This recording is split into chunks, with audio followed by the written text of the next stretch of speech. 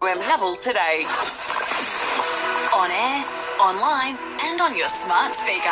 Toowoomba Wellcamp Airport. Flights to Sydney, Melbourne, Townsville, Cairns and Western Queensland. Head to wellcamp.com.au. Here's News Briefing. Good afternoon, I'm James Royce with a news briefing. The PM has pedalled with the Indonesian president on his first full day of this Jakarta tour.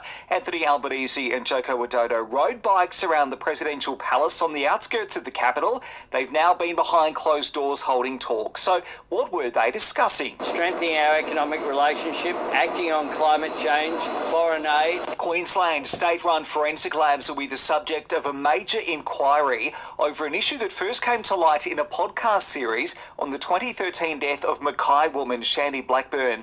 Now, that issue has been the labs not being able to identify enough DNA to be of much use to police and prosecutors. The state's Premier, Anastasia Palaszczuk, says it's time to restore faith into the system. It is clear to me that nothing short of a full, open and rigorous commission of inquiry can restore confidence in DNA testing in this state. Unions aren't happy with the pay rises being promised for public servants in New South Wales. The nation's largest state will give healthcare workers a one-off $3,000 payment, while the public sector wage cap is being lifted by 0.5% to 3%.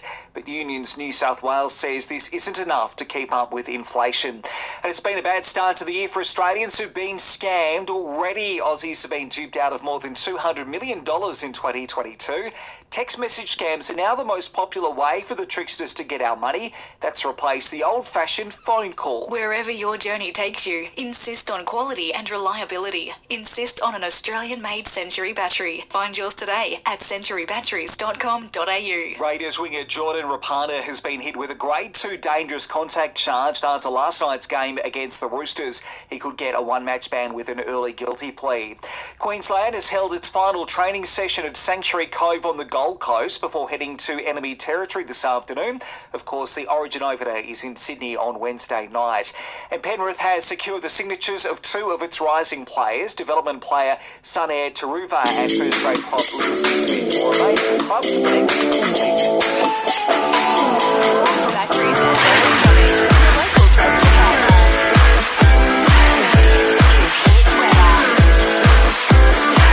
Mostly sunny conditions in Toowoomba this afternoon with a top of 15 dropping to 11 tonight.